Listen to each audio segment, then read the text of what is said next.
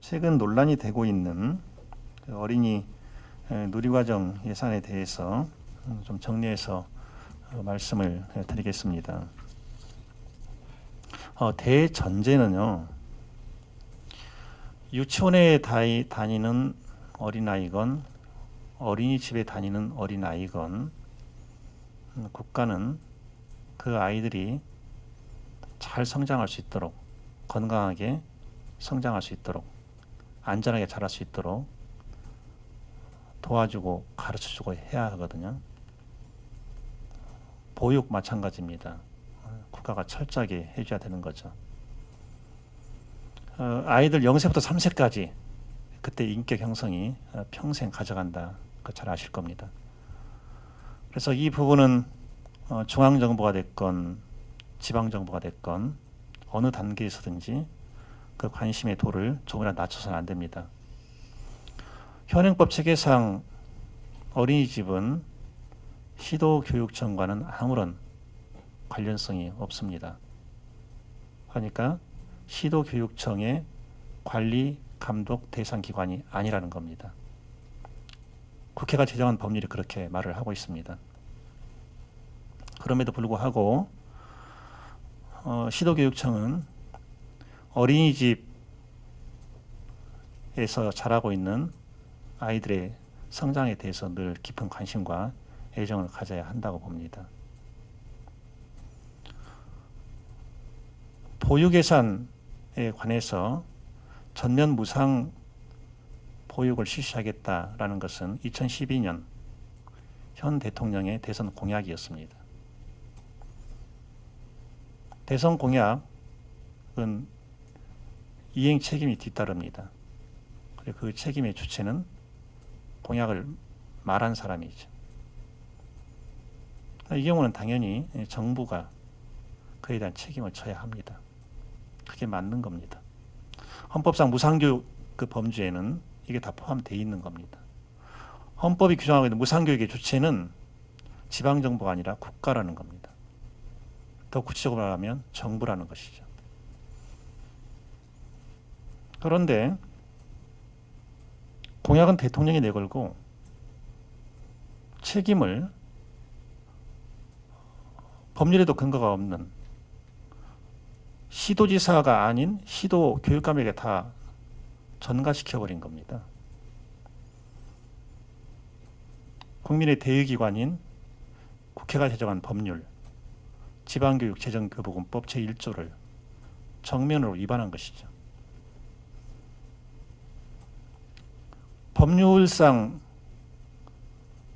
어린이집 무상교육, 어린이집 누리과정 예산을 시도교육감에게 부담시킬 수 없으니까 법률의 하위 규범인 대통령령에 규정을 해버린 겁니다. 유아교육법 시행령, 영유아보육법 시행령, 여기에다 규정을 해버린 거예요. 이것은 규범 쿠데타에 해당되는 겁니다. 법질서는 하나의 위기질서를 갖고 있거든요. 헌법, 법률, 시행령, 시행규칙. 그래서 상위법은 하위법의 제정 근거가 되는 것이고 하위법은 상위법에 합치해야 하고 결코 상위법 조항에 위반해서는 안 됩니다. 이게 대한민국의 법질서예요. 시행령을 통해서 국회가 제정한 법률을 무력화시킨다거나 법률을 위반하는 새가 빈발하게 되면 그것은 결국 입법권이 무너지는 겁니다. 입법권이 무너진다는 것은 권력분립 체계가 무너진다는 것이고 권력분립 체계가 무너진다는 것은 결국 대한민국의 헌법 질서가 무너진다라는 것입니다.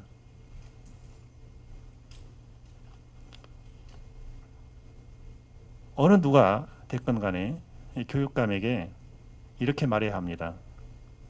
교육감은 국회가 제정한 법률을 존중하라, 지켜라 이렇게 말해야 합니다. 국회가 제정한 법률과 대통령이 발령한 시행령이 서로 충돌할 때 교육감에게 국회가 제정한 법률을 무시하고 대통령이 발령한 시행령을 존중하라 이렇게 말하거나 강제할 수 없다는 겁니다. 그것은 교육감에게 헌법 침해를 독려하는 것이나 마찬가지입니다. 그래서 교육감은 이런 일을 해서는 안 되는 겁니다. 교육감으로 일하면서 때로는 국회 법률 조항이 마음에 들지 않을 수도 있습니다.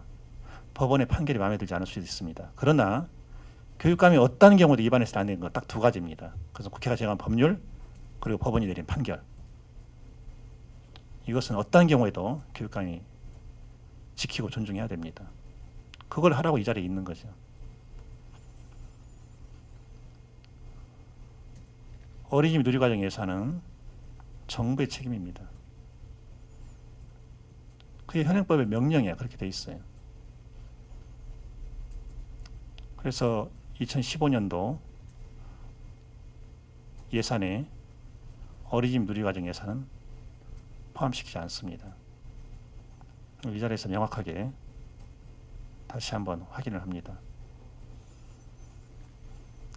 이로 인해서 마음이 상하는 분들이 계십니다. 어린이집 운영자들 그리고 학부모님들입니다. 굉장히 마음 아프게 생각하면서도 우리 교육청이 가지고 있는 한계, 법적 한계, 재정상의 한계에 따라서 어쩔 수 없는 결정이라고 하는 것을 이해해 주시면 고맙겠습니다. 그리고 어린이집에도 어린이집 누리과정 운영에도 전액 정부 예산이 배정될 수 있도록 교육감으로서 할 수 있는 최선의 노력은 앞으로 계속 하겠다는 그런 말씀을 드리겠습니다.